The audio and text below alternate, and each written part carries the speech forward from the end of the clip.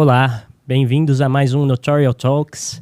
Eu sou Alexandre Cassama, estou aqui com a minha colega, amiga Ana Paula Frontini, e hoje aqui nesse podcast do Colégio Notarial do Brasil, a gente tem a imensa honra, o imenso prazer, a imensa alegria de receber essa pessoa que eu posso dizer que por mim foi a pessoa mais impressionante que o direito já me deu a oportunidade de conhecer. Se você puder colocar em um círculo de informações que dizem respeito a esse nosso convidado, a gente consegue colocar ali desde Vinícius de Moraes, Ivete Sangalo, até os ministros do STF, agora os codificadores, né? Então, com vocês, com uma grande honra para nós receber essa personalidade que, além de tudo, além de professor, mestre, é uma das pessoas que tem a conversa mais gostosa que a gente já teve a oportunidade de ouvir aqui. Professor Edivaldo Brito. Muito obrigado, viu? E nesse momento, eu diria que você foi uma conquista maravilhosa. E vejam só, por um ato notarial, não é?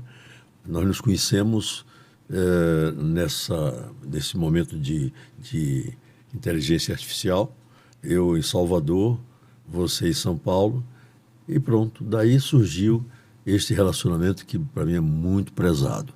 Mas do nosso lado está uma pessoa que continua jovem, né? É óbvio. Mas eu a conheci mais jovem, então ficou bem isso. Ótimo. Mais jovem, minha querida aluna, e eu tinha uma mania na sala de aula de escolher uma pessoa, porque a aula era cronometrada e o tema não. O tema era um tema que você ia expondo e nessa exposição, às vezes, você não esgotava, parava num ponto e eu tinha mais de uma turma. E como é que eu ia recordar na turma A ou na turma B onde eu fiquei? Então eu elegia sempre uma pessoa, um aluno, para anotar o esquema e me dizer onde eu fiquei. Mas não era só. Tinha que chegar mais cedo para colocar o esquema no quadro. Aí ela foi minha vítima na sala. Eu olhei para ela assim e disse, a senhora é assídua? Ela disse, sou. A senhora é pontual? Sou, porque tem que ser assídua e pontual. Porque a assiduidade é que a senhora tem que vir todo dia. E a pontualidade tem que chegar antes de mim para botar o esquema. Aí eu olhava assim e disse, se a senhora não é um problema da senhora. Porque o meu problema agora é a senhora chegar na hora para botar. E ela foi uma dessas vítimas. E hoje eu a reencontro com tanto afeto. Que bom, muito bom ter o senhor aqui. Cumprimentar aí quem está nos assistindo, cumprimentar o meu amigo Alexandre Cassama, que foi, repito isso todas as vezes que a gente faz esse bate-papo, que foi uma aquisição para o notariado maravilhosa, né? Ele acha que ele escolheu o notariado, mas foi o notariado que escolheu ele. E a gente só entende isso mais para frente na vida. E tá com o senhor, professor, é um misto de saudade, né? E de orgulho, porque é um orgulho poder estar sempre na presença do senhor, é sempre motivo de orgulho, e de emoção, né? Porque a vida vale a pena porque a gente vive as coisas com paixão, com uma intensidade que nos faça recordar sempre com uma memória positiva, uma memória afetiva boa. E essa memória que eu tenho do senhor, que além de um brilhante professor, marcou a minha vida e mudou a maneira como eu estudava. Porque o senhor tinha os fichamentos, e eu passei a ter que fazer os fichamentos e cobrar o resto da classe de fazer os fichamentos. Então, eu adotei essa metodologia até hoje. Eu preparo as minhas aulas escrevendo, né? Não no computador, mas à mão. Depois eu passo para o computador, ou não, várias vezes não, mas elas são feitas à mão. E eu tenho que agradecer ao senhor, obrigado, que esse caminho começou lá atrás. Mas você ainda vai me permitir, Alexandre, uma coisinha rapidinho. Quando ela falou que também com emoção, essa é a parte mais gostosa do relacionamento humano. Porque eu não sei quem disse, mas vale a pena repetir, é tão imemorial que eu não sei quem disse, que o afetivo é o efetivo na vida. É isso mesmo. E, na realidade, quando nós dois nos recordamos desses momentos, também me leva para um momento da minha vida que foi um um momento bonito. Eu, aliás, acho que minha vida toda é bonita, né? É uma vida bonita, filho de uma lavadeira de roupas, de um pedreiro, nascido numa cidade do interior, do estado da Bahia, nordestino, negro. Todas essas coisas poderiam ser fatores negativos, mas não, todos eles foram alicerces fortes para que eu pudesse ir vencendo. E um dia eu dei com os costados numa universidade que é um amor de universidade. Quem passou por ali não esquece. A professora Esté de Figueiredo Ferraz, que foi reitora desta universidade, que eu vou dizer, foi ministra da Educação, ela um dia fazendo uma palestra lá na universidade, de propósito deixando para dizer no fim, ela disse assim, aqui a gente não sabe porque que ama essa universidade, mas a gente tem uma ideia. Quando passa no seu entorno, que olha esses tijolinhos dos muros, a gente já sabe porque que ama a Universidade Mackenzie. Eu acho que não foram só os tijolinhos, mas pessoas como Ana, que me fizeram amar o Mackenzie. E a gente se lembra, e você conhece, que o meu secretário, né, Guilherme Santos, está comigo, eu conheço há 20 anos, porque foi em 2004 que ele foi ser meu aluno. E há 16 ele está em Salvador, imagine. Há 17 ele começou a me ajudar. Então, o afetivo é realmente o afetivo na vida. Estou muito bem nesse podcast. Eu não fiz Mackenzie, não tive oportunidade de ser aluno do professor, mas assim, é uma grande inveja, na verdade. Acho que assim, não ter feito Mackenzie não tira a admiração que eu tenho. E, na verdade, grandes amigos fizeram. Eu vivia mais no Mackenzie até do que na própria USP, enfim. Mas uma coisa que me chama a atenção, e como falei, não fui aluno do professor, é que todos os alunos com quem eu conversei, né, tive colegas que foram alunos do professor no Mackenzie, outros que foram alunos do professor lá na Federal, na Bahia, e todos relatam a mesma coisa. Extremamente exigente, todo mundo bombava com ele e todo mundo amava ele. E aí ele, assim, logo depois que a gente se reencontrou, o professor já relatou um ato notarial que deu essa oportunidade, né? Eu acho que, eu não sei se a Federal lá faltou luz, alguma coisa. E aí eu vi um post no Instagram ou uma notícia, assim, falando professor da Federal dá aula no pátio, porque acho que não tinha luz na sala, o professor... Né? Nessa altura, ainda naquele sacerdócio de não, vou dar aula, tenho que dar aula. Como que os alunos vão ficar sem matéria? Aí, Alexandre, quando você faz essa provocação, me faz relatar em poucos segundos essa história. Eu estava em casa, eu moro perto da faculdade, eu moro no bairro da Graça e a faculdade fica nesse bairro. Então, a notícia que eu recebi é que o diretor tinha suspenso as aulas por ter faltado energia elétrica. Eu disse, eu moro aqui perto, eu vou para lá. Daqui a pouco a energia volta e eu faço o quê ficando em casa? Eu vou para lá. Aí fui. Quando eu cheguei, estava a moça do balcão atendendo na portaria. Eu disse, tá bom, eu vou ficar por aqui. Se chegar a energia até meia hora... E quando eu olho à direita, tinha uma menina que veio de Vitória da Conquista, de ônibus. Ela é uma doutoranda, eu orientador da tese de doutorado dela. Eu disse assim, menina, você veio, Cláudia, ela disse, vim. Então, é o seguinte, você se importa de eu colocar uma cadeira embaixo daquele poste, porque tinha um poste de iluminação do lado de fora, que tinha, portanto, iluminação, né, óbvio. Aí ela disse, não, senhor, eu disse, tá bom. Aí eu fui, a pessoa lá me ajudou a botar, eu me sentei debaixo do poste para conversar com ela, fazer a orientação da tese dela. Daqui a pouco chega o primeiro aluno, que era um juiz federal. E eu perguntei assim, Salomão, você se importa de esperar um pouco? Porque a gente vai conversando aqui, não vai ter aula. Né? Aí chegou o segundo, chegou o terceiro, chegou o quarto. Eu aí olhei assim para o lado, disse, todo mundo está aqui. Aí, quase uma comitiva. Vamos fazer uma aula aqui, pode ser? Eu disse, pode. Aí comecei a dar aula. Mas não estou sabendo de nada. Passa um aluno da graduação, ficou curioso olhando, eu não estou sabendo. Esse negócio de inteligência artificial é um perigo. Ele entrou e de lá de dentro da faculdade, da entrada da porta da faculdade, ele fez um vídeo e jogou na internet. É. Quando eu cheguei em casa, na garagem, já minha neta estava me ligando. Meu avô, eu disse, o que é? Você está famoso. Eu disse, por que você está na internet? Contando essa história. Foi assim. Eu amo ser professor, eu adoro ser professor, eu vou morrer sendo professor, e na minha lápide vai constar na morte assim, professor, somente. Amava dar aula, né? Eu acho que esse fato é maravilhoso. A foto, então, é uma pintura, assim, né? Que dá para ver que ele está empolgado dentro daquela aula, sabe? Debaixo do poste. Teve um gostinho a mais, né? E como foi desenvolver a criatividade?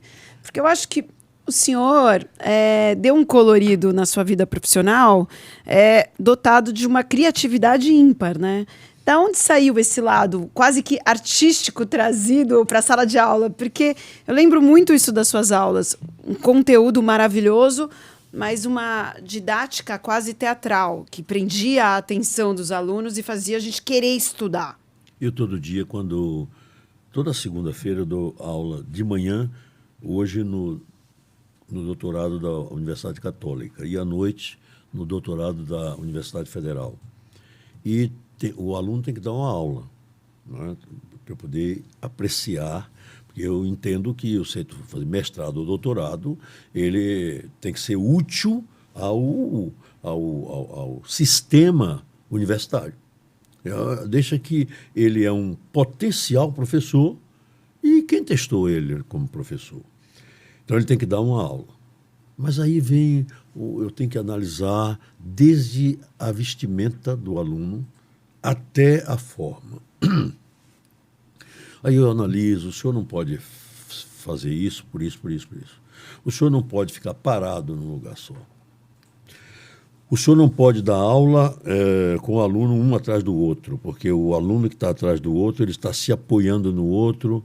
O senhor não pode escrever no quadro sem falar e sem olhar para a sala. Porque se o senhor faz isto, o aluno que está com vontade de não participar da aula, ele faz uma bolinha de papel, joga no outro, se o outro der uma risada, quando você virar, o outro está sério, você não sabe como foi ou o que foi. Então você abre em círculo a sala, e porque nenhum se apoia no de trás, e você está vendo todos. Essa parte, eu continuo dizendo isso a todos, e disse, o professor não pode ser monocórdio. Você vai falar e vai ficar... O professor não pode deixar de fazer gestos. Ele, como disse, o senhor vê, eu dou murro na mesa, eu me levanto, eu vou lá, eu dialogo, eu vou até junto do aluno, eu aumento a voz quando é necessário, eu diminuo quando ela não tem interesse. Eu sei, eu estou olhando o senhor, estou vendo que o senhor está pensando na sua namorada. Eu quero que o senhor fique pensando na aula. Então eu vou lá e arrancar dos braços da sua namorada. Então isso tudo foi que deu esse resultado. Aí eu tinha que vir competir em São Paulo com Ives Gandra da Silva Martins, com Djalma de Campos, com Paulo de Barros Carvalho, com Geraldo Ataliba. Eu disse, meu Deus, quem são esses homens? Aí, um dia, ali atrás do Largo de São Francisco tinha uma livraria chamada Buchaski, Zé Buchaski. Sim. E Buchaski ficou meu amigo. E um dia ele disse assim, se vai à Bahia, um professor daqui, ele rendeu, que ele era todo circunspecto, chama-se Paulo de Barros Carvalho, professor, eu queria que o senhor recebesse. Quando apareceu, Paulo é mais novo do que eu, um ano. Quando apareceu um moço igual a mim, eu só estava esperando. Aí pronto, começaram as minhas amizades em São Paulo. Paulo me disse, a PUC está fazendo um encontro toda sexta e sábado, e nós estamos lhe convidando. Então, era uma mesa enorme em que ficavam todos os professores e os alunos. Para você ter uma pequena ideia, o ministro Carlos Veloso foi nosso aluno nesse curso. Aí eu aprendi uma coisa. Os paulistas ou paulistanos só andavam de roupa escura e circunspectos e muito catedráticos. Eu vim do Nordeste, filho de lavadeira de roupa, de pedreiro, não sei o quê, uma pluralidade religiosa, e até gerou ecumenismo. A gente acredita em tanta coisa que os outros não acreditam, mas a gente da Bahia acredita, nos orixás, em tudo. E eu comecei a vir aqui, a fazer palestra, jogava capoeira, caía para um lado, caía para o outro, vinha com minha roupa branca dia de sexta-feira, que é dia de se preservar a paz de Senhor do Bonfim, a paz de Oxalá, a paz de quem quer que seja, de Gandhi. Eu vinha para aqui e foi assim que começou. Aí eu venci dessa forma como diferenciado. Foi assim. Eu acho que é muito interessante, né? Porque eu comecei falando um pouquinho de Vinícius, que o professor já falou um pouquinho para mim. A gente, antes de entrar no ar, depois o professor pode contar, já falou um pouquinho de Ivete. Agora ele citando aí grandes tributaristas, publicistas, né? O Paulo de Barros Carvalho, o Geraldo Ataliba.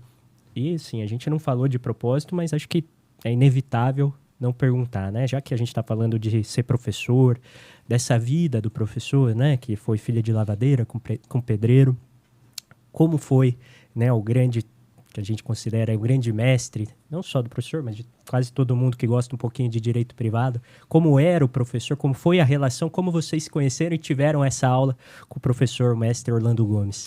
Foi assim mesmo que eu seguramente iria falar dele nesse podcast para marcar essa questão do professor. Eu vinha num navio de segunda classe do meu interior, porque só tinha uma via para chegar a Salvador, para quem estava no interior. Ou era o trem, tanto a via ferroviária, ou era o navio, porque as estradas não existiam. E minha cidade ficava distante de Salvador.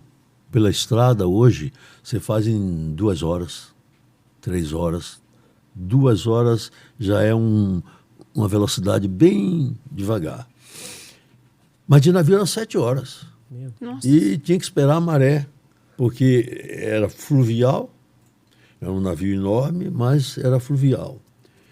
E aí morreu o pai de um grande muritibano, eu sou da cidade de Muritiba, né? Muritiba. E meu pai, pedreiro, disse: olha, você vai lá que a gente vota no pai dele. E eu fui. Mas ele não me conhecia, nem eu a ele. Aí acabou o enterro, eu fui embora para minha casa e tinha que viajar para Salvador para morar. Porque minha mãe era uma mulher extraordinária. Então ela me disse assim, ela não dominava a língua portuguesa, não dominava nada. Ela olhou para mim e disse: Edivardo, meu filho. Meu filho quer dizer meu filho, né? Edivardo, meu filho.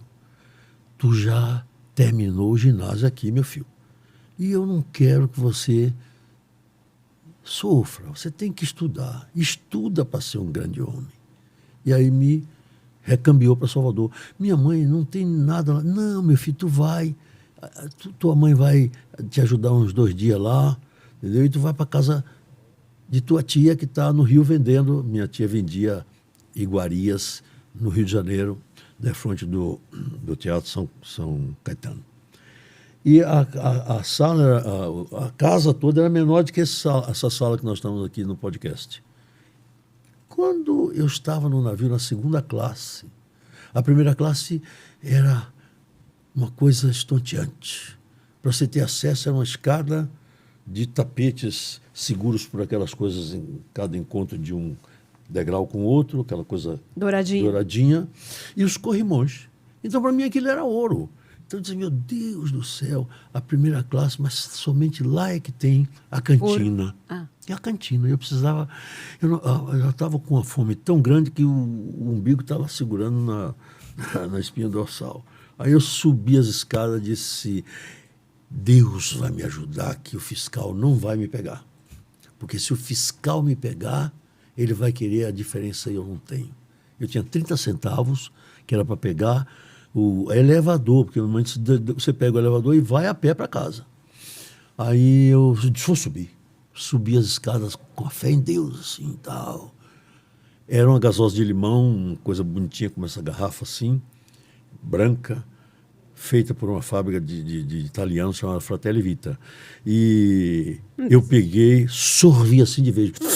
Eu acho que não engasguei até, botei. Quando eu virei no patamar da escada para descer, uma mão segurou aqui. Pá! Quando a mão segurou, eu sou fiscal. Meu Deus. Eu olhei, não era. Era o chefe político da minha terra, um dentista, estava junto do filho mais ilustre naquele tempo da minha terra, e disse assim: este é filho de Edith Lavadeira, que lava a roupa do seu pai, e é filho de João Pedreiro, que é seu eleitor. Vai para a Bahia. Mas você vai fazer o que na Bahia? Eu disse: estudar.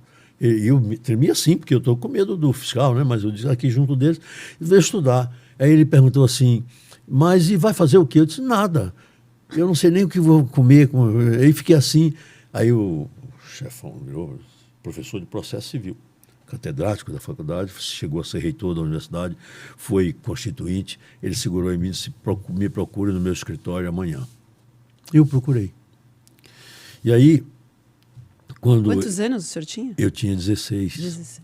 Aí, quando eu procurei, ele disse assim: você vai trabalhar comigo. Eu disse: eu não posso. Eu disse: por quê? Eu disse: porque eu estou matriculado de tarde no colégio. Ele era um homem influentíssimo. Eu disse: tome aqui, você vai procurar o professor fulano e eu estou pedindo para ele mudar de... E esse homem me mudou. Para encurtar a conversa, que eu tenho que responder direto a sua pergunta, esse homem é o meu patrono na última academia que eu fui eleito agora. Eu sou membro de 11 academias no país. Essa última é a Academia Baiana de Educação. O meu patrono é este homem, entendeu, que me deu essa chance. Ele disse: o senhor vai estudar de noite. E eu comecei a estudar de noite. Este meu professor, esse meu chefe, professor de processo civil, era amigo pessoal do Orlando Gomes, que era o diretor. Um era vice-diretor, outro diretor. E ele mandava eu levar as coisas para Orlando Gomes. Só que eu levava, Orlando Gomes tinha uma mania de olhar por cima dos óculos e era um homem bastante comedido, objetivo. E eu entregava aquela coisa ali, doido que ele me olhasse assim: você é de diabo, nada. Ele olhava assim, dizia, apertava os lábios, que era assim, ele fazia: muito obrigado. E eu saía com raiva: meu Deus, ele não pergunta, nem diz nada. Pois bem, aí eu ia fazer vestibular para engenharia. Fiz vestibular para direito. E no curso preparatório, eu fui colega do filho de Orlando Gomes, no curso preparatório, de quem nós tínhamos uma rejeição. Eu disse: ele é uma vaga a menos. O Orlando Gomes era diretor da faculdade, era vice-reitor da universidade, era Orlando Gomes, era meu pai querido, que foi depois, mas eu não queria saber. Passei no vestibular e esse meu colega, um dia eu estou na porta da faculdade e ele diz assim: eu soube que você sabe francês. E eu olhando ele de soslaio, eu disse: não.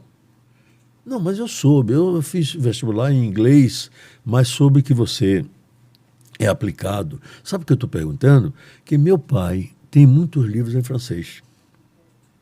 E eu queria que você me ajudasse a estudar. Eu: não vou, não. Mas, sabe, eu sempre tive esse negócio assim de não negar quando é uma coisa positiva. Não é? E, assim, pensar que só deve atrair para você as coisas boas. Sim. Eu disse: isso deve ser bom. E fui. O pai dele ia todo ano à Europa, Orlando Gomes, no começo do curso. E era uma das poucas pessoas que tinha carro na Bahia, e carro, Bahia que a gente fala é Salvador, e carro bonito. O carro dele era um carro americano que ia daqui até a Avenida Paulista. E a gente tudo menino, tudo safado. Então ele saía com o carro do pai para namorar, enquanto o pai estava viajando. Mas aí, em vez de estudar, ele não estudava. Eu sentei no Campo Grande, debaixo da cabocla, que dizem que a gente só tem que chorar no pé da cabocla, e fiz uma carta para ele: Marcelo, não sei o quê, eu não quero deixar de estudar com você, mas estou vendo que não vai dar certo. Eu sentado no meio, aí peguei a carta no dia seguinte, entreguei ele na faculdade, ele leu a carta. Não, a gente vai estudar. E se esqueceu no porta-luvas do carro. Já estou imaginando. Orlando volta de viagem, como o carro era dele, ele foi biriquitando aqui, quando ele mete a mão no porta-luvas, veio uma carta para Marcelo, dobrada assim, por curiosidade ele abriu a carta. Aí a carta começava com uma coisa assim, e ele nunca me disse que tinha lido a carta, ele só queria saber quem eu era. Aí nós estávamos estudando, num quartinho que ele fez no fundo, quando ele chega, ele pergunta assim, disse, o senhor é Edivaldo? Ele disse, tremia como uma vara verde. Sim, mestre, sou eu. Disse, não disse nada. Mais tarde ele foi lá, pegou 2 volumes, eu vou fazer uma palestra depois de amanhã, em Salvador, sobre os filhos no Código Civil, você que é professora de família, de lá até aqui como era filho adulterino, filho natural. A minha palestra sobre as denominações de filhos que levaram, do ponto de vista psicológico, a fundar personalidades. Porque como você fazia um confronto, né? Esse aqui é filho legítimo, esse daqui é filho ilegítimo. E Orlando dizia assim, filho não tem culpa do leito em que nasceu. E ele é responsável, Ana, por essas conquistas todas do direito de família. Ele é muito esquecido, mas ele é o corifeu disso aí. Ele me deu os 2 volumes do reconhecimento dos filhos adulterinos, escrito por ele e pelo compadre dele, Nelson Carneiro, que foi senador há muitos anos, né, e é responsável pelo divórcio no Brasil. Então, foi assim que começou essa coisa com Orlando Gomes, 35 anos de amor recíproco entre pai e filho, e eu falo dele com muita saudade. Eu acho que assim, né, você vê só nessa primeira história, você vê que foi a fome, a fé, né, não queria encontrar o fiscal da primeira classe, acabou encontrando muito mais do que isso, né? Sim, Deus é muito bom. E depois algumas coisas assim que são inexplicáveis, né? Como que essa carta foi parar na mão do Orlando Gomes, né? Como era para ser. É uma carta escrita na perna, correndo, né, pedindo a ele que estudasse comigo, porque senão eu ia deixar de estudar com ele, porque minha vida só tinha uma solução, Alexandre, era estudar. Sim. E tinha recebido de minha mãe isso, estuda para ser um grande homem. E foi tudo bem. Acho que até no prefácio do Obrigações, o senhor conta um pouquinho essa história, né? Acho que na foto uma foto do Orlando com o senhor, ele fala que é mais um filho, né? Eu conto aquela história do Álvaro Vilaça, né?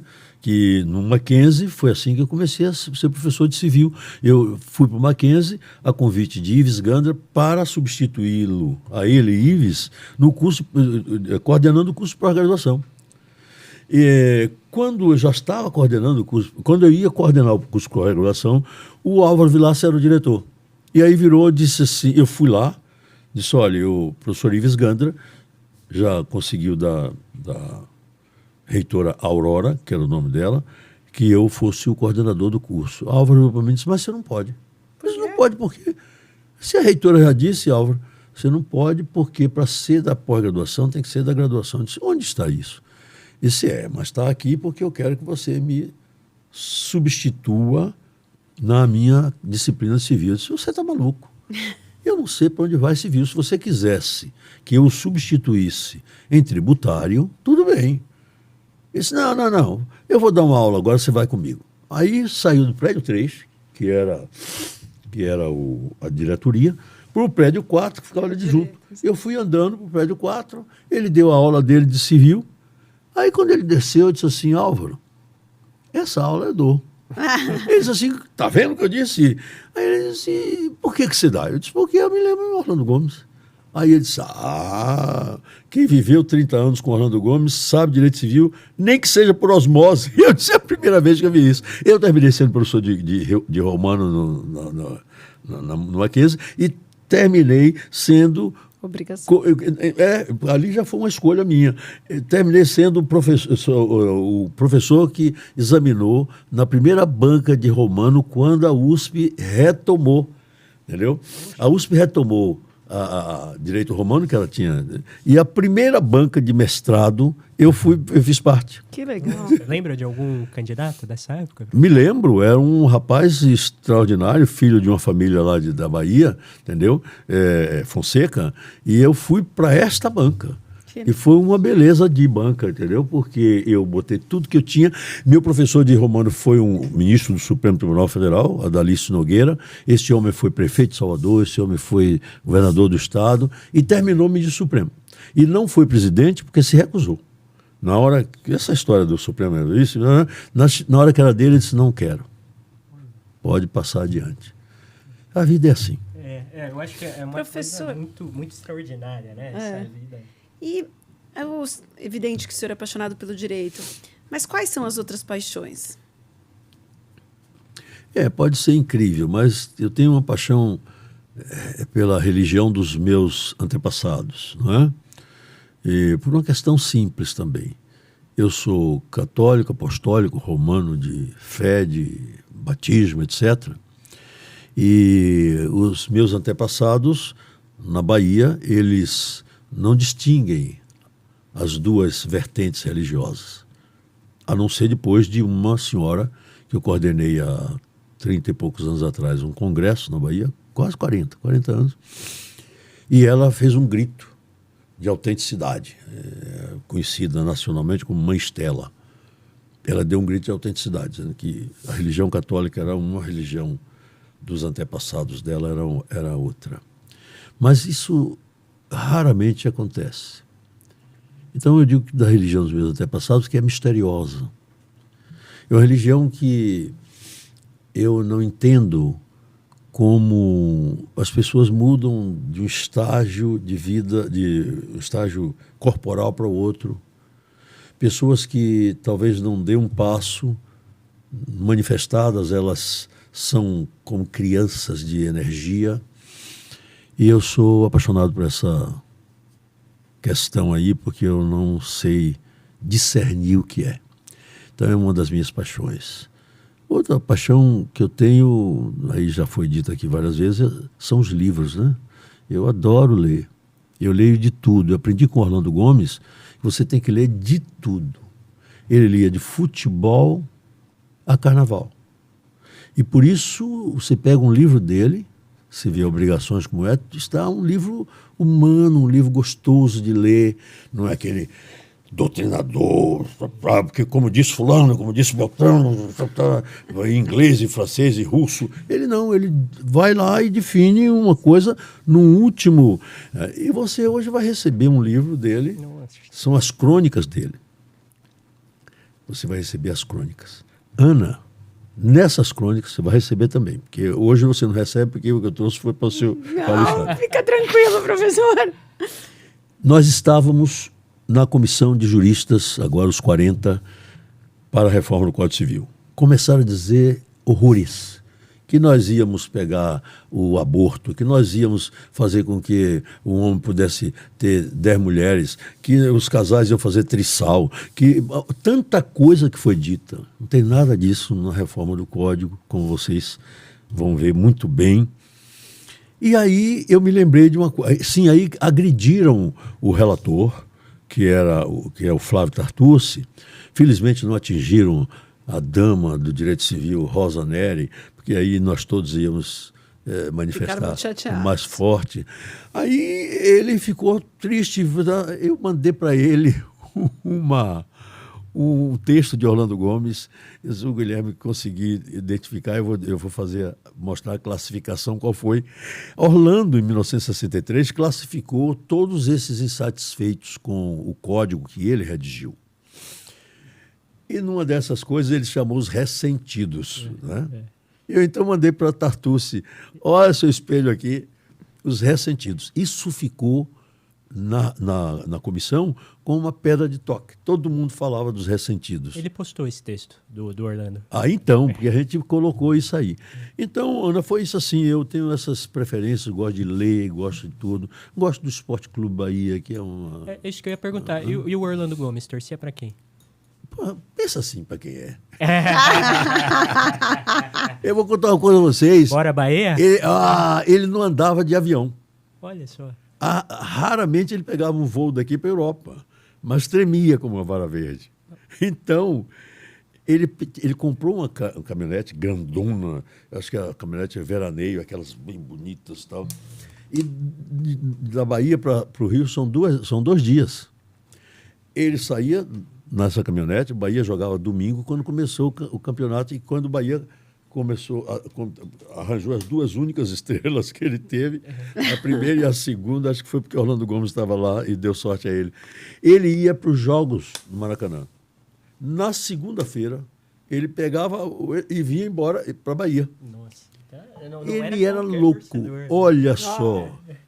Por isso é que ele é um grande jurista. Ele foi presidente da Federação Baiana de Desportos Terrestres, como se chamava a federação de lá. Ele foi eleito presidente do Bahia. Não assumiu, porque tinha um sujeito lá querendo competir. Ele disse, não, eu queria se não fosse por competição, porque não tem graça a gente, num clube, criar arestas. Então, se eu for competir assim, eu vou criar arestas. Ele foi presidente da Associação Comercial da Bahia, ele foi presidente da Federação Baiana dos Bancos, ele foi presidente de banco. Chega, viu? Olha que vivência maravilhosa. Eu acho que o professor tinha um grande espelho, né? Assim, não só, acho que não sei se foi Pontes de Miranda ou atribuem a ele a frase de que quem só sabe direito, nem direito sabe, né? E uma grande verdade. acho que isso é a vida do professor, e pelo que o senhor está relatando aqui, do professor Orlando, é uma grande amostra disso. Para a gente saber um pouquinho de direito, precisa saber bem mais, né?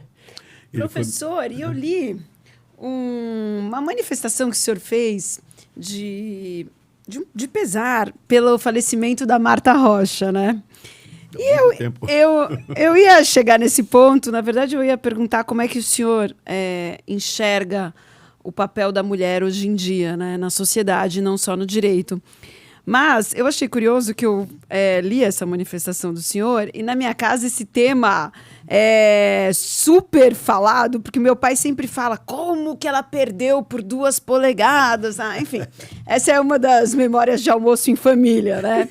E o senhor chegou a conhecê-la pessoalmente? Veja só, a gente, para falar de mulher, a gente tem que bater essas palmas que todos nós batemos lá na comissão de juristas, olhando Rosa Nery, um desempenho extraordinário.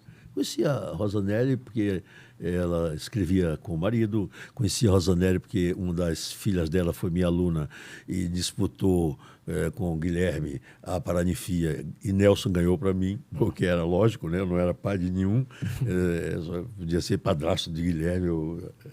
Mas, enfim, conhecia a mulher assim, um desempenho lindo que todas tiveram nessa comissão. Talvez tivesse sido um código feito também por mulheres. Isso é uma beleza. E por que palmas para a mulher? Se eu não tivesse nada a dizer, Dona Edith. Eu me lembrar de Dona Edith chegar, portanto, a criar este filho. 5 filhos, 4 mulheres e um homem. 3 mulheres foram para o Rio de Janeiro para trabalhar com minha tia, vendendo iguarias nas esquinas do Rio de Janeiro. Ficamos eu e a minha irmã caçula, e ela focou em cima de mim e, como que diz assim, eu pelo menos eu vou salvar nesses 5. Que mulher extraordinária. Depois me casei. Minha mulher, hoje, não gosto que diga a idade dela, mas tirando pela minha, ela está bem na mesma linha. E minha mulher criou 2 filhos de uma maneira extraordinária, entendeu? Com mais encargos do que eu tive, porque hoje ela é professora de Direito Civil, ela adora ser professora de família, adora ser professora de sucessões e adora ser professora de introdução, porque ela disse que a introdução ela já pega o menino e enquadra. E família, que é sucessões, que ao final ela ensina o sujeito. Pois bem, então se eu tenho pessoas assim, a mulher para mim é uma fonte de equilíbrio, mas ela é, além da fonte, é tudo. É o rio que se forma da fonte, é o mar que se forma do rio. E Marta Rocha foi assim. Era uma mulher extremamente bonita. Não existia... Toda mulher, para mim, é bonita. Mas Marta Rocha era de uma beleza divina. E natural, né? Porque a gente vê hoje Completamente. tantos artifícios. Completamente. E todas as matérias em relação a ela dizem isso, né? Que Meus ela era 16 naturalmente bonita. Então, você conhece mais ou menos a Bahia, ou conhece. Ali na Cidade Baixa, o aeroporto não tinha a estrada que tem hoje costeando o mar, portanto. Era por dentro, numa rua, uma estrada praticamente, que tem hoje o nome de um mestre querido meu, que eu toda hora falo o nome dele, Aliomar Baleeiro, é o nome dessa rua. Ela veio por ali e tinha que subir pela ladeira da montanha para chegar na Praça Castro Alves, que é do povo, como Sim. diz Caetano Veloso, como o céu é do avião. Então, eu tinha, menina, saído de um cliente do professor Albérico Fraga. Tinha saído de lá e vi o povo se acotovelando na rua para ela subir. Olha que imagem que o menino de 16 anos tem. Quando eu olhei aquela mulher num carro aberto, eu a vi.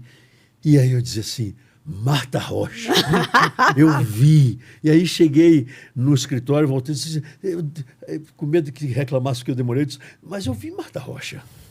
Era linda demais, minha visão dela foi essa. E depois eu comecei a conhecer a família, né? E é isso. Ela foi injustiçada, porque era brasileira e baiana, Sim. senão ela teria sido a Miss Universo. Eu acho que assim, se perguntou, conheceu? Acho que não tem alguém que ele vai falar, não conheci. Não tem essa pergunta, não cabe. Ô, Alexandre, é a idade, né? Pelo amor de Deus, quase um século de vida. Muito pelo contrário. Não. Professor, agora assim, o senhor falou da religião, né? Me lembrou até um livro que acho que o professor já deve ter lido, que é o Torto Arado, de um autor recente, que fala muito da religião, enfim, de uma comunidade baiana. Se o professor não leu, esse é um livro que eu vou te dar, porque é excepcional e tem Qual é o muitas nome do livro? passagens de religião. Chama Torto Arado. É um autor até Ah, professor de geografia, se não me engano. E a gente está doido para jogar ele na Academia de Letras da Bahia. É maravilhoso. Esse livro é Eu maravilhoso. nem li o livro, nem conheço o livro, apesar de na academia ele ser toda hora falado. É maravilhoso. Mas assim, por que Ele que até eu... escreveu um outro agora, viu? Escreveu, o outro ainda não li.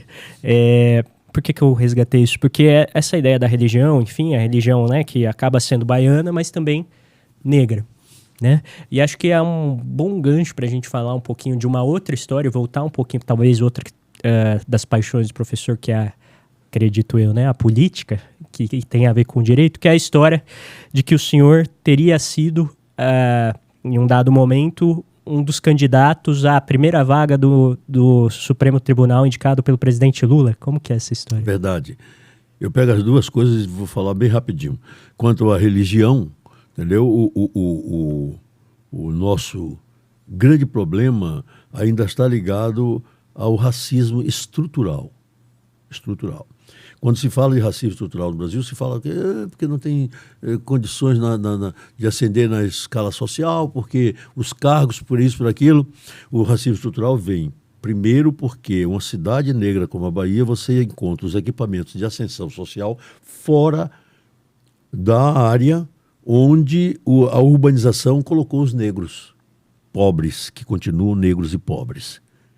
Na hora que eu deslocar esses equipamentos para lá, tirar a reitoria da Universidade Federal da Bahia, botar lá na periferia da cidade, tirar a faculdade de medicina, a faculdade de direito, a faculdade de a faculdade disso, e botar lá, eu seguro o negro pobre no seu habitat, ali, não precisa se deslocar. Ele não tem dinheiro para se deslocar. Ele não tem nem tempo, porque para ele pegar uma aula às 7 horas da manhã, ele vai levar 10 horas para chegar de onde ele mora até a faculdade. E querem falar em ascensão social. Então, eu associo essa questão. Os grandes terreiros, como nós chamamos, que são os templos religiosos da religião dos negros, eles ficavam fora dessa invasão urbanística. E então, a urbanização veio crescente em cima, começou a envolver os terreiros. Aí o que é que acontece? Vamos expurgar, vamos tirar dali, vamos botar a polícia e tal. Começou a primeira resistência dos negros por esse meio. Isso é uma questão importante de se colocar. Isso tem aspectos em todos os campos, político e tal. Você pega uma religião em que o orientador espiritual, o líder espiritual, diz, votar em Alexandre, votar em Ana, porque Jesus quer que seja assim. Acabou. Eu fui na campanha eleitoral de 2008 a um templo, ali na Amaralina, e depois eu tinha saído dali para ir a um candomblé, buscar voto, porque o candidato era protestante, ele não ia ao candomblé, mas eu ia. Então eu fui à religião dele, ele não podia ir à outra.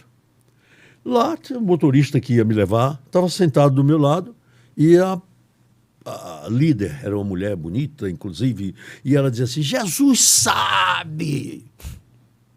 Eu não sei, mas Jesus sabe que você tem o óbolo para nos dar aqui.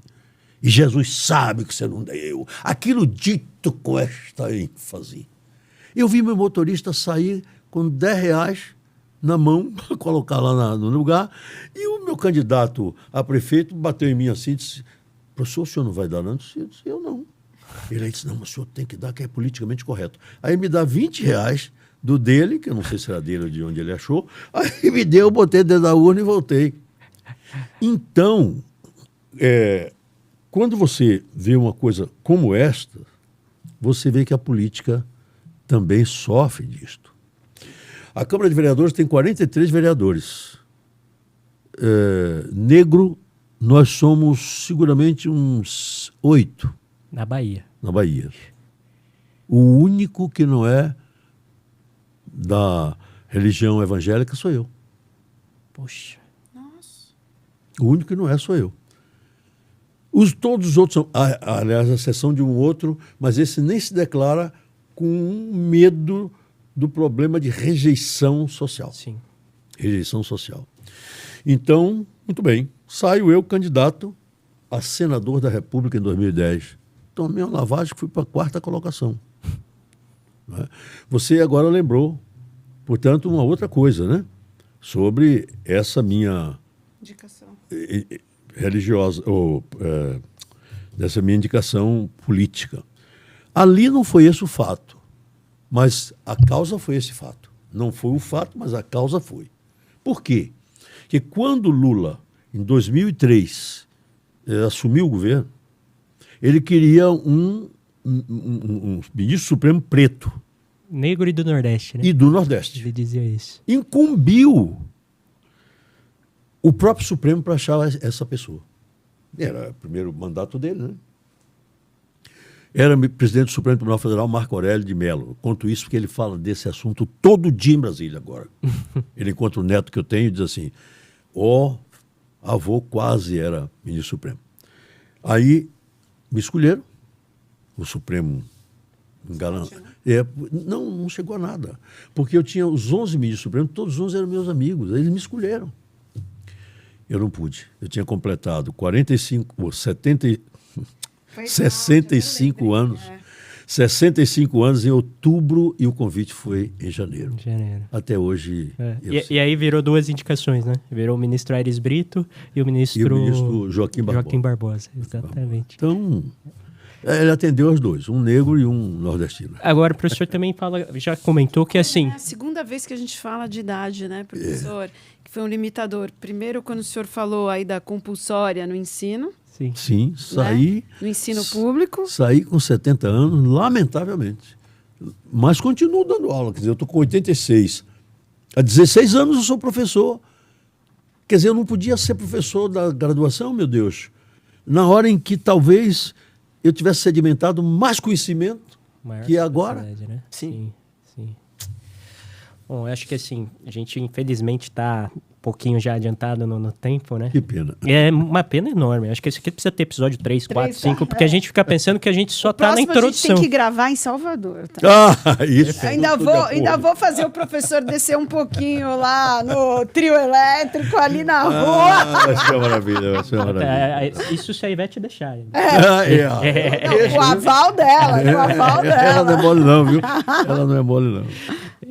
Então, acho que a gente podia encaminhar para aquele quadro que a gente faz no final, Ana, que é o seguinte, professor. A gente fala, uma pergunta, o professor pode falar aquilo que vem à cabeça. É um quadro assim, não precisa refletir muito. A gente vai perguntar ali algumas coisinhas básicas. A gente faz meio que um ping-pong. E até interessante, porque acaba que o nosso convidado normalmente fala aquilo que ele está sentindo naquele momento mesmo. Então, acho que eu vou começar aqui, professor. Um livro que o senhor indica. Um livro que eu indico. Em que área? A área que o senhor quiser. Qualquer uma, né? Eu li um livro que me impressionou muito, que foi um livro de um Frei Vicente Tepe. Frei Valfrido Tepe, que se chama O Sentido da Vida. Eu li esse livro quando eu tinha, 17, 18 anos, e até hoje me marca. Eu hoje não procuro o sentido da vida porque encontrei ali. É um livro de um padre, portanto católico, apostólico romano, mas não é escrito com esse viés ortodoxo, de modo que até hoje ele me orienta. Então vou especificar agora um pouquinho mais. Um livro de Orlando Gomes. Todos. Impossível. Eu não encontro um que não sirva, mas tem um livro que todo mundo fala. Transformações Gerais ao Direito das Obrigações. Esse é excelente. E eu fico satisfeito porque também vou ter que dar a Ana esses livros também. Ele escreveu um livro há 60 e poucos anos atrás chamado Direito e Desenvolvimento. Esse livro é outra coisa importante. Então, Transformações ao Direito das Obrigações, e esse complementa. Professor, uma saudade. Minha mãe.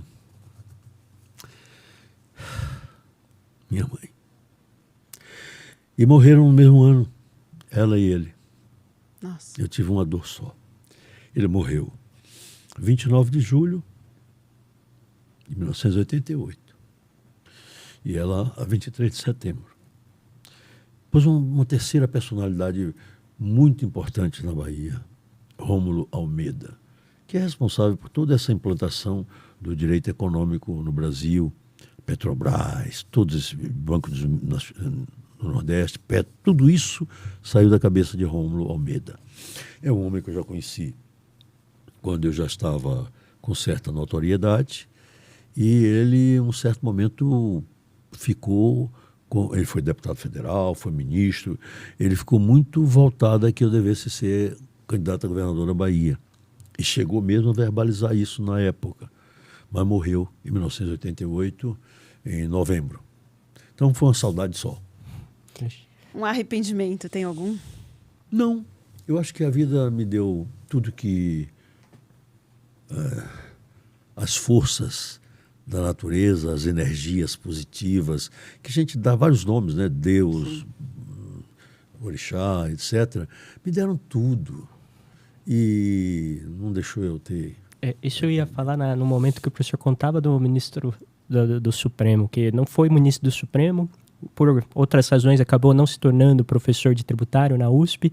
Isso a gente já teve uma conversa e eu falei assim, mas não me arrependo, porque eu acho que essas coisas me levaram a fazer outras coisas. Pois senão eu não conhecia você, porque você eu já conhecia lá. Pronto, não ser professor da USP foi uma dor. Sim. Porque ser professor de obrigações no Mackenzie foi a coisa mais bonita que eu fiz em São Paulo. Que legal. Aí um dia eu recebo da professora Mônica... Jardim? Não é Jardim. Gagiano, né?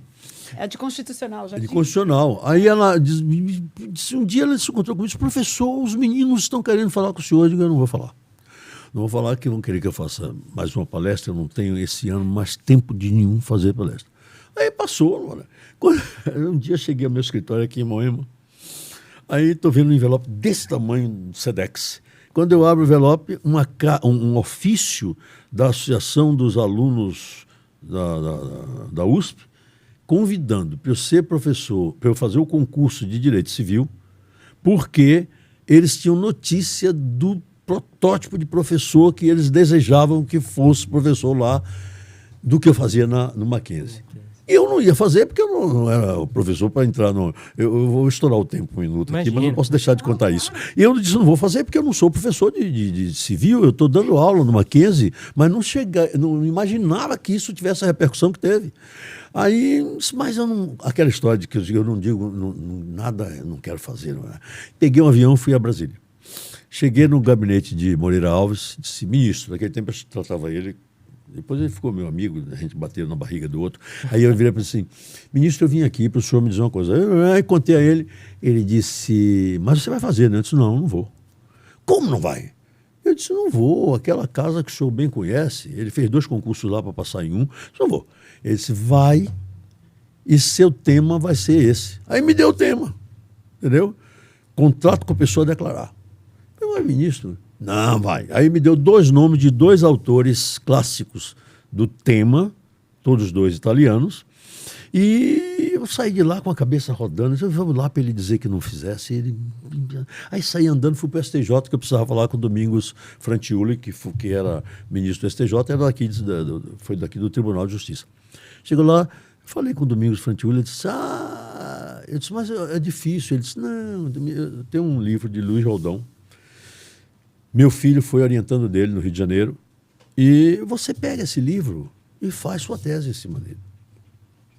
Aí eu liguei para um colega meu, que era advogado de uma empresa internacional, que eu também era advogado, e ele teve dificuldade de achar o livro, mas achou o livro e me levou. Aí me encontro com Arnoldo Valde. Disse, Arnoldo Valde, aconteceu isso. Ele disse, você vai fazer, né? Eu disse, eu não. Mas você vai fazer, sim, senhor. Você, homem de Orlando Gomes, como é que você vai fazer? Orlando Gomes. Eu disse, mas eu não tenho nada. Ele disse, eu tenho um livro de Amilcar Paranhos. Eu disse, é um livro mesmo? Ele disse, não, mimeógrafo desse tamanho eu vou lhe dar. E recolhendo tudo isso, eu terminei, entendeu? Fazendo o concurso. O concurso foi represado, porque eles sabiam que eu ia ganhar o concurso, entendeu? Represaram o concurso. Quando eu fiz 70 anos, soltaram o concurso, depois de 7 anos. Daí não dá mais, né? Isso é bom contar para ficar gravado, para todo mundo saber. E aí eu era diretor da faculdade, João Grandino, que depois foi reitor da USP. Sim. E João Grandino me encontrou numa recepção, disse, você vai fazer o concurso? Não, eu disse, não vou. Esse vai nem que eu arranje um burro para lhe amarrar lá e trazer no cabresto para fazer o concurso. Eu disse, por que eu não vou ser? Uma coisa é você ser indicado, a outra coisa é você fazer o concurso para derrubar a banca, que é isso que eu quero que você faça. Prender o seu concurso por isso, por aquilo. Essas coisas precisam ser contadas. Claro. Aí eu fui fazer o concurso. Na manhã do concurso, ele me chama e diz assim, olha, no gabinete dele na USP, disse, olha, estão armando um complô aí para declarar que você não pode fazer o concurso porque você já fez 70 anos. Eu já chamei o presidente da banca e disse a ele que uma coisa é você fazer o concurso e outra coisa é você ser nomeado. Portanto, você já vai sabendo. Aí dizer assim, mas eu acho que eles não vão ter coragem porque ele já saiu do meu gabinete aqui certo de que é bom não lhe provocar. Mas eu achei que tinha que lhe avisar. Se ele lhe provocar, eu já sei que você vai arrebentar a boca do balão. Então, essas dificuldades todas é que fazem eu dizer que não me arrependo de nada. Acho que a única dificuldade que o senhor ainda não descobriu como vencer, então, foi a idade, né? A passagem do tempo, que foi as coisas que seguraram para o senhor ainda. O tempo, né? Se reinventou tantas vezes. Isso é verdade. Ao contrário. Portanto, vocês estão vendo, eu estou às vésperas de 87 anos, né? Agora em 3 de outubro, e não me vejo com a idade que tenho. Nem na voz, nem nas coisas. A energia do senhor é impressionante. A dificuldade que eu tenho é meu joelho esquerdo, que é um problema. Mas o senhor não joga futebol, joga? Não. Senhor, para encerrar, o que a gente sempre fala, um conselho para as novas gerações de juristas, de jovens, enfim. O que Dona Edith me recomendou aos 15, 16 anos. Estudar. E o que meu ídolo, meu mestre, meu pai intelectual, fazia todos os dias. Orlando Gomes estudava todos os dias. E de tudo. Então, meu conselho é esse. Estudar, mas ler de tudo. Porque eu invoco o justo filósofo argentino Carlos Cóssio, que diz que direito é a conduta humana na sua interferência intersubjetiva. Se o direito é a conduta humana e a lei é o pensamento dessa conduta, então não posso deixar que você leia apenas um manual, o nome que eu estou dizendo é de propósito, um manual de direito. Nesse manual de direito você não encontra, senão, elementares noções para que você possa prosseguir. Estudar, estudar, estudar, como Castro Alves dizia, livros e mais livros, as mãos cheias. Pronto. Obrigada, professor. Acho que assim, o convite já está feito, né? Vamos fazer o episódio 2, 3, 4. Vamos. Olha, uma eu não honra importaria, ter não. estado Que se com o senhor. tivesse episódio 2 e 3, eu não importaria, não. Eu acho, Ana, que só tem uma coisa na vida que eu possa legar. É a própria vida. Porque ela foi tão difícil no começo, ela foi tão desafiante no começo, que me permitiu vencer. Entendeu? E eu venci sendo filho de uma lavadeira de roupas e de um pedreiro. Eu não venci com outra coisa. Eu não tenho um sobrenome Y ou Z que me fizesse chegar a isso. Entendeu? E quando eu respondi a Alexandre que é estudar, estudar, estudar, é porque eu não tenho medo de nenhum auditório. Em qualquer auditório, estou lá. Professor, mas eu tenho... Desculpa, eu vou ter que fazer uma última colocação. A gente está aqui tentando encerrar. Estava fora do ar. Parabéns pela humildade. Porque a gente vai tendo um caminho profissional e acaba conhecendo todo tipo de gente. E eu costumo ficar muito encantada com as pessoas que, apesar de serem tão ilustres como o senhor, conseguem se manter humildes, na melhor acepção da palavra. Então parabéns para o senhor. Rapidinho, nem que seja reeditar, reeditar e botar isso. Você sabe por quê? Porque toda vez que o Seto olha para mim e que tem uma ideia de que vai falar que eu sou negro, ninguém nunca me disse assim. Mas eu tive a vida toda perseguido pela feiura. Eu me achava, por ser negro, horrível, feio. Isso me deu problemas de toda a natureza, com namorada, com tudo. E eu só achava a namorada branca, então ainda piorava a minha situação. Mas hoje, quando eu vejo uma pessoa se incomodar com racismo, com essa coisa, eu olho para a pessoa e digo assim, responda da seguinte maneira. Seu corpo pode ser branco e o meu negro. Vamos para o mesmo lugar. Seu corpo pode ser branco e o meu negro. Ele vai apodrecer como o meu. Seu corpo pode ser branco e o meu negro, mas seu corpo é o elemento fundamental das suas ações.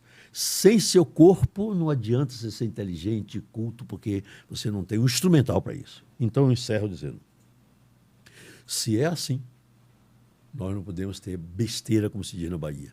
Não podemos ter besteira, nós temos que ser humanos, nós temos que dar a mão a quem precisa, nós temos que louvar aquele que está, portanto, tendo capte diminúcio. Não pode ter. Você é o ser humano, Deus fez todos os homens, dizem as Escrituras, a sua imagem e semelhança. Para você ler o Gênesis e acreditar no Gênesis e não ser da teoria evolucionista, para você ler aquilo, você tem que acreditar, é bom acreditar, né, de que tudo aquilo ali é verdade. Se é verdade ou mentira, só sei que é assim. E lembrar de Jesus. Jesus talvez tenha sido um marco importante da vida humana. Ele existiu, não sei. É verdadeiro, não sei. A Bíblia foi ele que fez, os apóstolos dele, não sei. Eu só sei que tem uma questão, com isso eu encerro, para responder, porque a humildade é importante. Tinha o Velho Testamento. Quem é advogado sabe da lei de Talião. Está lá, no Velho Testamento. Olho por olho, dente por dente, orelha por orelha.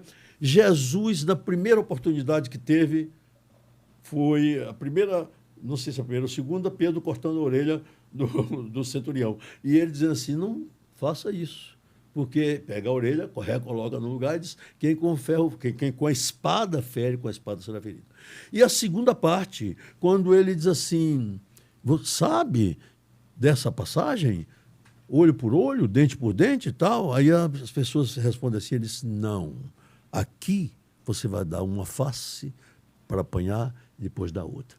Quer lições de humildade maiores do que essa? Um homem veio transformar a condição humana que está toda no Velho Testamento para a condição humana no Novo Testamento. Por isso, quando eu vejo brigarem por religião, eu fico muito triste. Embora sabendo que na origem o que é? 2 filhos de Abraão, não é? Cada um louvado por Deus, e aí Deus Israel e o povo do Ramá. Não é? Então, os dois disputam isso. Em nome da religião, essa dissensão, a gente tem que ser humilde, Ana. A gente tem que pedir a misericórdia 10 vezes. Pedir que viva 87 anos falando grosso, forte. Pedir que viva 87 anos ainda tendo um jovem que ainda confia em você, ele lhe acompanha. Verdade. Você acha pouco isso? Claro que não. Acho que a maior lição do professor é o exemplo, né? É, sim. Obrigado, professor. Vamos encerrar, né, Ale? Obrigada mais uma vez.